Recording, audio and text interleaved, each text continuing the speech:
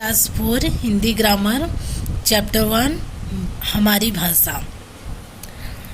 बोलकर या लिखकर अपने विचारों को दूसरे तक पहुंचाने का तरीका दूसरों की बात को समझने का माध्यम भाषा है।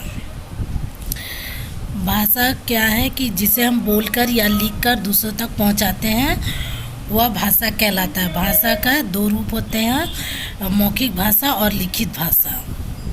अपने विचारों को बोलकर प्रकट करना और दूसरे के विचारों को सुनकर ग्रहण करना भाषा का मौखिक रूप है।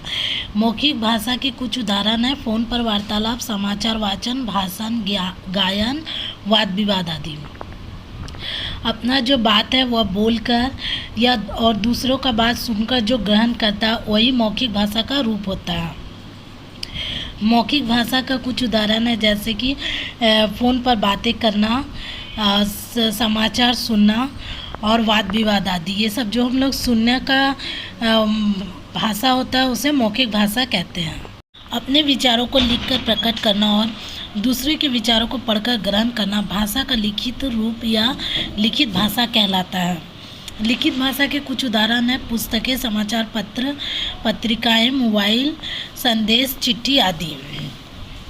अपने विचारों को जो है लिख कर बताना और दूसरे उसको पढ़कर समझते हैं तो ये क्या होता है, भाषा का लिखित रूप होता है या फिर वह भाषा कहलाता है।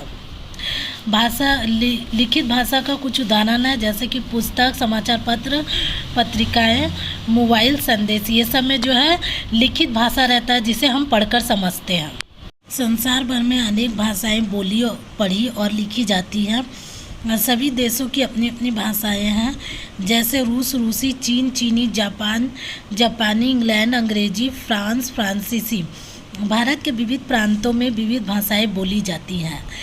संसार में जो है बहुत सारा भाषा लिखा जाता है और पढ़ा जाता है और सब देश का अपना अपना भाषा होता है।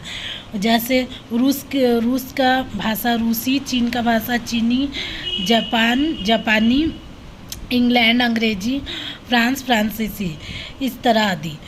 भारत का जो बहुत सारा प्रांत होता है उसमें बहुत सारा भाषाएं बोली जाते हैं जैसे असम उसका भाषा असमिया, ओडिशा ओड़िया, तमिलनाडु में तमिल, आंध्र प्रदेश में तेलुगु, बिहार में हिंदी, केरल मलयालम, मणिपुर मणिपुरी, कर्नाटक कन्नड़।